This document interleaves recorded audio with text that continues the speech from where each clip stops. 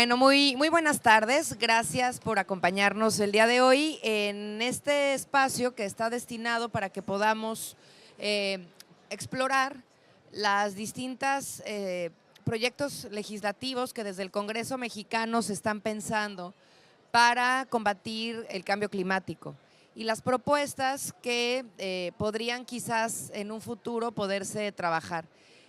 Nos acompañan aquí el día de hoy y creo que esto nos ayuda mucho también a poder tener sobre la mesa la visión latinoamericana, en este caso mexicana, de los alcances que nos ayuden a contribuir a las metas de desarrollo sostenible, a disminuir la temperatura del planeta, a descarbonizar nuestra economía con este compromiso que se ha adquirido hacia el 2050, a cuidar la biodiversidad, el agua y por supuesto entrar en los procesos de economía circular y justicia climática.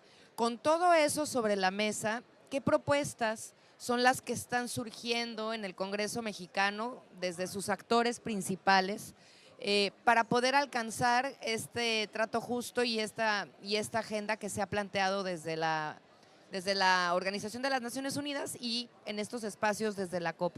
Sabemos que de los objetivos principales que tiene la COP se ha planteado la descarbonización por un lado y por el otro lado el financiamiento climático, que son dos grandes temas que quienes nos acompañan el día de hoy en este panel tienen amplio dominio y que pueden, sin duda, bajo un contexto también de problemáticas diversas y de crisis climática, se pueden poner no solamente en perspectiva los problemas, sino también las soluciones.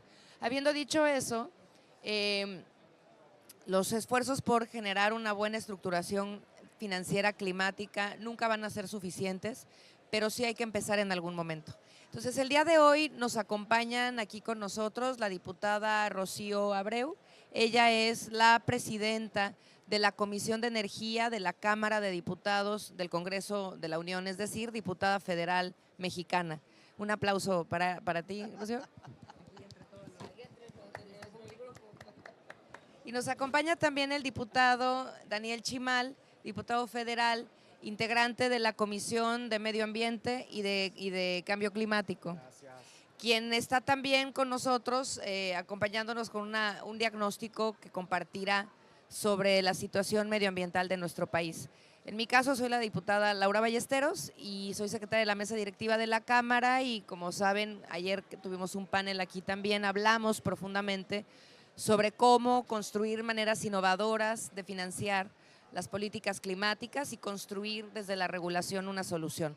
Si les parece, me gustaría empezar con nuestro compañero Daniel.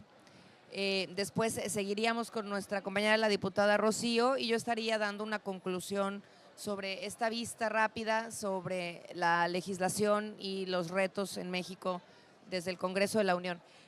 Daniel, sé que nos traes un diagnóstico sobre el medio ambiente en México y algunas líneas de cómo avanzar hacia adelante. ¿Qué estás viendo para poder contribuir a las metas que se han planteado desde la COP?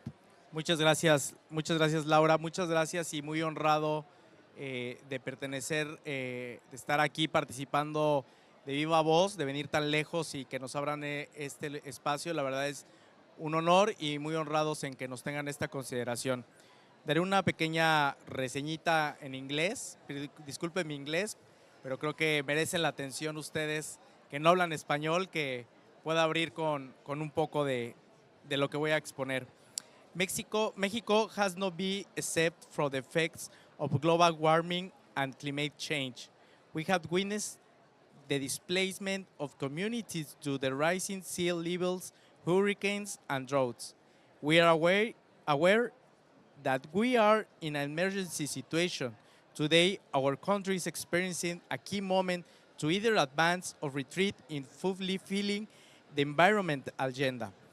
The financing of our policies through the federal expenditure budget. Muchas gracias. Como bien menciono, la situación nacional requiere de muchos retos. Aquí traigo un documento. Sí, ya, muchas gracias. En realidad, si quieres, no lo podemos, se los platico un poco. Hay un largo camino por recorrer. Estamos conscientes que en Latinoamérica y bien en México se han reconocido avances y hay un gran compromiso en la materia medioambiental y del cambio climático. El incremento de las metas condicionales y no condicionales de contribución determinada a nivel nacional para reducir las emisiones de gases de efecto invernadero en la COP26 de 4 y 13 puntos porcentuales, o sea, ha sido un gran avance. De acuerdo al informe sobre la brecha de emisiones en 2024 del Programa de Naciones Unidas para el Medio Ambiente. Al respecto, México es uno de los países que tiene más probabilidad con respecto a las metas de una contribución determinada a nivel nacional. Pero bueno, prevalece y estamos conscientes de que prevalece una situación desafiante. Pues en México de 2015 al 2021, la emisión de estos gases han incrementado de 683 a 714 millones de toneladas, lo cual es un incremento que nos ha llevado en este tema. El sector que más aporta a estas emisiones es el energético con un 62%, concretamente la actividad principal en la producción de electricidad y calor, que representa un 20% de estas emisiones totales. Otro factor que se abona a este calentamiento global es la calidad del aire, que en México y al interior de la República ha habido un incumplimiento sobre las normas de salud ambiental, y que lo que hace que la concentración de las partículas como el ozono, el plomo y el dióxido de azufre tengan un incremento. Esto evidentemente requerimos de la colaboración de todos los gobiernos locales en sus políticas y sobre todo de las grandes urbes como los de las grandes megalópolis que se han ido acrecentando en el centro del país, en el norte y en el occidente principalmente. Actualmente existen algunas amenazas para el cumplimiento de la agenda, pues en el paquete económico del año fiscal 2025 que estamos prácticamente recibiendo esta semana, presentado en la Cámara de Diputados, se destacan puntos que son muy importantes de atender. Considero que son muy importantes de atender, pues se prevé un recorte presupuestal de 39.4 respecto al 2024 para el ramo 16, que es la Secretaría de Medio Ambiente y Recursos Naturales. Creo que ahí es un reto que tenemos nosotros que atender inmediatamente llegando a México y ponernos a trabajar duro en esta materia. Un recorte presupuestal de 5% para el Instituto Nacional de Ecología y Cambio Climático y un incremento en el presupuesto destinado a los combustibles y energía eléctrica del 10%, que si bien es importante que se apoye a la industria y que tengamos un manejo eficiente de la energía, es muy importante atender este tipo de temas que son una realidad y que tenemos que ponernos a trabajar duro. Tenemos grandes oportunidades, pues se percibe cierta intención de transitar al uso de combustibles fósiles a energías limpias. Esto es muy alentador, esto es muy importante que lo podamos proyectar una parcial reducción para la producción del petróleo crudo, gas, petrolíferos y el mantenimiento de ciertas instalaciones, pero se advierte que la reducción precisa sobre el mantenimiento de instalaciones más que la producción, o sea, eso creo que es muy importante que se mencione. El ajuste presupuestal de Pemex, tenemos un ajuste presupuestal de menos 7.5% respecto al 2024. Creo que es una gran señal de la intención que se tiene gubernamentalmente de ir a hacer esta transición. Y bueno, me gustaría concluir para darle paso con los casos pendientes. En México tenemos particularmente en la agenda, y es un esfuerzo que he hecho junto con mi grupo parlamentario de presentar este documento, el documento México, donde viene este diagnóstico que les presento. Obviamente no viene el tema presupuestal, al ser un tema de reciente agenda en la Cámara, en el Congreso, pero hay 3 casos que creo que son muy importantes de mencionar. Tema del bosque de Chapultepec, que como lo mencioné en el diagnóstico, tenemos que manejar que todas las metrópolis estén orientadas a tener un manejo sobre las políticas medioambientales de emisión de gases en transporte, en industria, principalmente hablando. Y el bosque de Chapultepec, al estar en el centro de una ciudad como lo es la Ciudad de México, creo que debemos de no solo preservarlo, sino tratar de que se exponencie el crecimiento de este gran pulmón que coloquialmente, como lo mencionamos.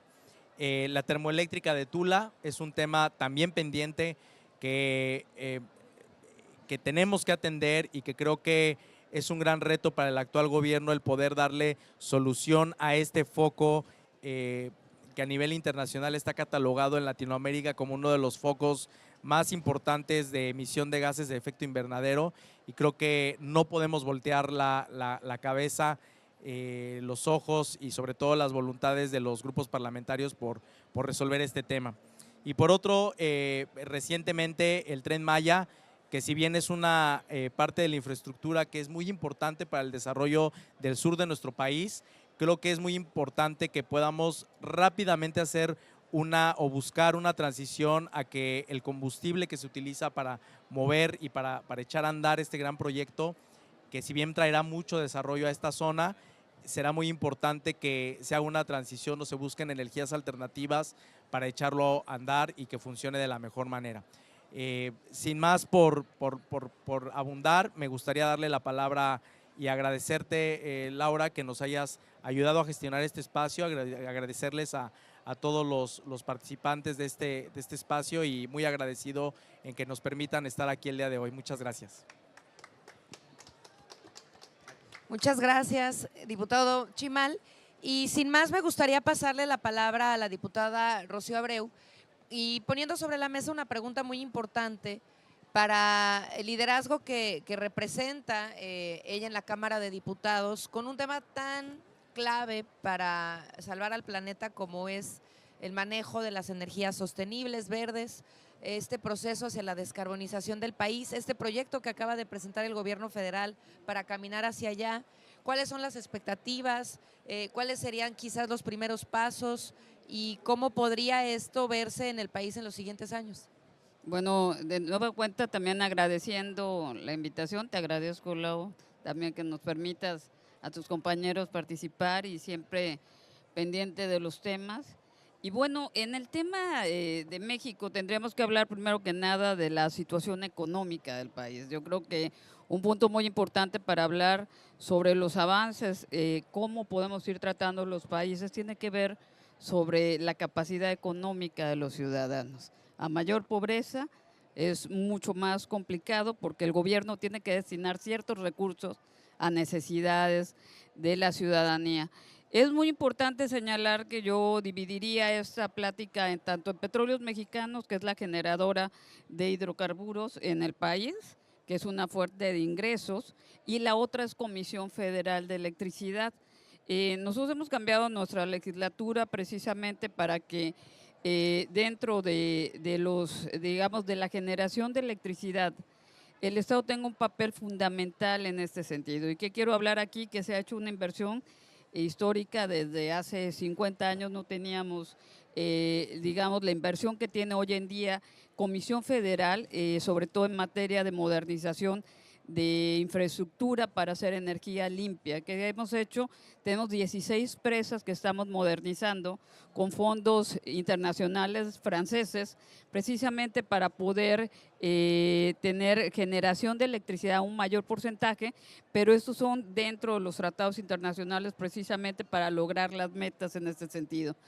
Otro es un proyecto macro, y a mí me gusta hablar mucho de él, que es el Parque Solar de Sonora, Puerto Peñasco, que a nosotros nos significa además resolver problemas añejos que hay desde Baja California, Sonora.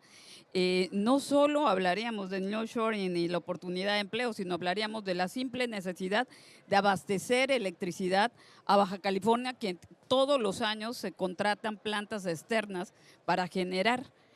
Hoy en día con nosotros la entrada del parque solar que va en su tercera etapa y en su cuarta etapa que se terminaría en 2025, se proyecta que sea la tercera planta solar más grande del mundo, nada más superada por China, que tiene 3 millones de paneles inteligentes, y de ahí sigue la planta solar de Miratos. México tendría la tercera planta más grande del mundo y eso también nos significaría un ahorro en los sistemas. Nosotros hemos hecho inversiones y yo sé que estamos a todavía un paso para pasar a energías limpias, pero hay dentro de nosotros le llamamos un proceso de transición o de amortiguamiento, que es el tema del gas. El gas natural es lo que menos contamina de los temas fósiles, y México estamos pasando de quemar combustóleo, de quemar derivados del petróleo con mayor grado de contaminación, a la modernización de plantas a ciclo combinado. Eso quiere decir que la infraestructura ya existe y lo que estamos haciendo es disminuir el grado de contaminación al día de hoy. Nosotros hemos invertido en diferentes plantas solares alrededor del país. Y algo muy importante es la apertura de la inversión dentro del plan que acaba de presentar la doctora Claudia Sheinbaum, la presidenta de México. Precisamente viene la intención de aperturar el sistema a los sistemas de inversión, digamos, nacionales o extranjeros, para la generación de electricidad y también para diferentes ramos derivados a esto. Otro punto muy importante dentro del gobierno mexicano tiene que ver con las plantas de procesamiento, que parte de eso Daniel comentó, es la inversión de plantas de coque. Coque es el derivado del petróleo más contaminante de todo, porque es el residuo que queda de toda, digamos, la depuración del petróleo, y México ha invertido en diferentes refinerías el tema del coque. Entonces, tenemos que estar conscientes que Roma no se hizo en una noche, y México lo que está apostando es a seguir invirtiendo en infraestructura para poder ir haciendo la transición en este sentido. Otro tema muy importante es la responsabilidad de los municipios y de los estados. Muchos de ellos sabemos que tuvimos programas anteriores sobre el tema de rellenos sanitarios. El tema del relleno sanitario genera contaminación a cielo abierto, generación de gases. Y bueno, el tratar con los estados, con los municipios, la responsabilidad de basureros a cielo abierto es una gran oportunidad que nos permite también a trabajar en esto. Y también el compromiso, como bien lo señalan, de los planes urbanos. ¿Qué nos pasa ahí? Que dentro de los propios municipios se autorizan la deforestación o la construcción de fraccionamientos en áreas que realmente no están permitidos. Y por un tema económico, por un tema de intereses, no se respeta lo que son los planes urbanos municipales. Entonces es un gran reto tomar todo este tema para que podamos generar realmente de lo que está en norma, de lo que está en ley, de lo que está escrito, que realmente se lleve a la práctica. Yo hablaría, te digo, en el tema de desarrollo, que ha sido un problema de los diferentes estados y que no han compartido la responsabilidad en este sentido, y que norma existe, ¿no? Entonces podríamos entrar con diferentes puntos como ellos para poder decir que no solo el tema es que lo pongamos en ley, sino que se realice en una forma real en los hechos. Muy bien, creo que está muy claro el reto que tiene México para poder enfrentar esta transición hacia energías limpias, hacia la descarbonización y sobre todo hacia el cuidado del futuro del planeta desde un territorio tan importante como lo es el territorio mexicano, que es la quinta megabiodiversidad más grande del planeta, que tiene además una extensión territorial con distintos climas que abonan también al equilibrio de nuestro hogar, y que además, bueno, pues dadas las condiciones que se tienen para poder crecer con una frontera como la de Estados Unidos y poder hacer un planteamiento distinto de desarrollo económico, creo que las condiciones podrían estar dadas si todos los actores políticos, económicos y sociales hicieran lo que les toca. Creo que, y si me lo permiten en estos 7 minutitos que nos quedan, a reserva también de concluir, me gustaría presentarles algunas slides para poder avanzar sobre una propuesta que se ha venido construyendo en Parlamento Abierto en los años anteriores, específicamente en el año anterior, que estaba tratando de construir una estructuración financiera climática ambiciosa para México, que pueda poner los fierros sobre la mesa con un trabajo profundo con el gobierno y las distintas fuerzas políticas, para que podamos no solamente tener una estructuración que nos ayude por un lado a bajar fondos internacionales, sino por el otro, de estos casi 300 millones que están disponibles en la cooperación internacional para todos los países que así lo pudieran disponer en términos de adaptación, mitigación, especialmente en adaptaciones en donde tendría que haber la meta más ambiciosa. Por el otro lado, también en este fondo tripartita se estaría pensando en los apoyos del gobierno. No sé si sea este. Que pudiéramos tener entonces por el lado del gobierno también una inversión ambiciosa que pudiera responder a estas metas que se están planteando a nivel global y a nivel país. Y por el otro lado tengamos también a la iniciativa privada poniendo el dinero donde está también su responsabilidad ambiental o su irresponsabilidad ambiental.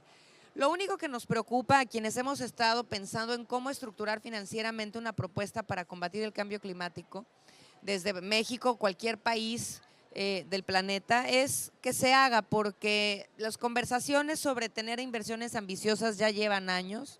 La COP ha sido el espacio para llevarlo y para hacerlo y para acordarlo. Y no solamente se avanza lento, sino cuando se llegan a algunas conclusiones no se va más allá o no se termina de implementar. Está el fondo de Lost and Damage que se hizo en la COP anterior, en donde pues todavía no sabemos bien hacia dónde fue eso, ¿no? Si quién le va a poner y cuánto le va a poner y a quién le va a tocar y si va a ser para adaptación o no. Es decir, y esto ya tiene un año. Así que creo que independientemente de los esfuerzos internacionales, cada país pues también tiene que empezar a tejer su propia estructuración, porque de otra manera va a ser muy complicado. Yo quiero ir de manera muy rápida, déjame ver, algo hice, creo que me equivoqué, ahí está. Para decirles un poco cómo creemos que pudiera funcionar este fondo climático, ¿no? Primero, tener claro que se puede hacer porque hay ejemplos internacionales en países con condiciones más adversas que las nuestras que han logrado poner de acuerdo a las partes y hacer su estructuración financiera, que aquí hemos recibido ya mucha análisis de personas que están en el sector hacendario, que están en el sector privado, que están en el sector de gobierno con la cosa pública, y que valdría la pena decir que, o sea, no está pensado en el aire, ¿no? Nos hemos metido a estudiar las tripas de cómo se maneja el financiamiento público en México para el cambio climático y otros temas. Se está planteando primero como un primer gran reto la gobernanza, porque si tenemos dinero pero no tenemos cómo ponernos de acuerdo, pues de nuevo, ya dejen ustedes la corrupción, se puede caer en la inexperiencia y la ineficacia. La gobernanza para un fondo de este tipo resulta fundamental, en experiencias internacionales se ha aprendido así.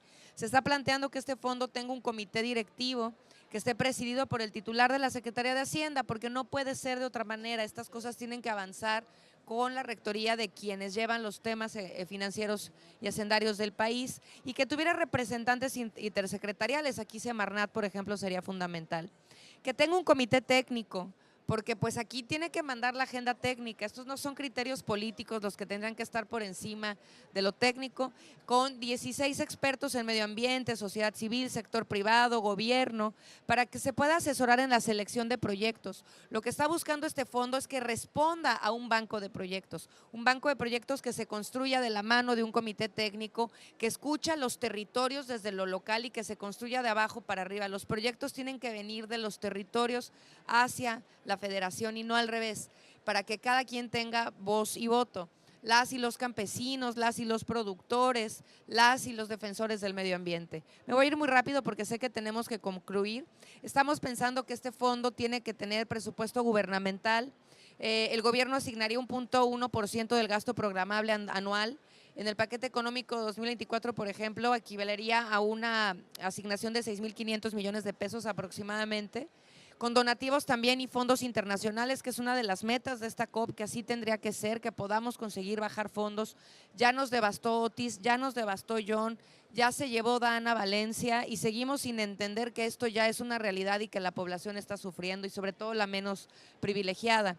Se integraría el Fondo Sostenible de NAFIN para poder recibir y administrar donaciones internacionales. A eso nos referimos de hacer estructuración financiera, que tenga participación del sector privado para que el que contamine pague, y que haya impuestos de mercado de carbono, que ya lo hablábamos ayer, lo innovador que puede ser. Voy concluyendo con esta slide. Se requiere de un compromiso de todos los sectores, que haya voluntad para poder poner los recursos donde están los discursos, que haya fuentes de financiamiento estables, porque esto le va a poder dar mediano y largo plazo a los proyectos locales para poder generar un bienestar en la población. Y por último, sí pensar los bonos de carbono como la solución, como una vía efectiva para movilizar recursos. Creo que habiendo dado un repaso sobre de esta manera de poder estructurar un fondo de financiamiento climático ambicioso, México podría darse la oportunidad de ser ejemplo y punta de lanza para la región, y que pudiéramos entonces estar listos para estas conversaciones internacionales una vez que se decidan los fondos y se puedan alocar en procesos gubernamentales con una gobernanza sana y sobre todo con una decisión y definición técnica sobre cuáles van a ser los proyectos que verdaderamente nos van a conducir a alcanzar las metas. Creo que si juntamos esos elementos con un buen diagnóstico como el que presentaba el diputado Chimal, con una muy buena inmersión desde la parte jurídica y regulatoria, pero también con la política pública que está teniendo la diputada Abreu y que conducirá en la parte de energía en la Cámara de Diputados, pues podemos sortear las vicisitudes. Sin duda, la reducción del financiamiento a Semarnat no es una buena noticia, pero tampoco es una buena noticia que el país no tenga hoy la manera de construir un financiamiento sólido y progresivo, y claro que estaría de poner en la mesa la necesidad de tener una reforma fiscal, que eso ya es otro tema, pero que sin duda pues se requiere, porque lo que queremos hacer es salvar al planeta y lo que queremos hacer es tener respuestas para ello, y eso cuesta dinero, no es una cuestión nada más de buena voluntad.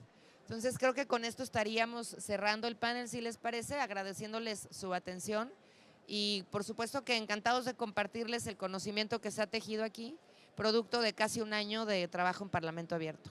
Gracias.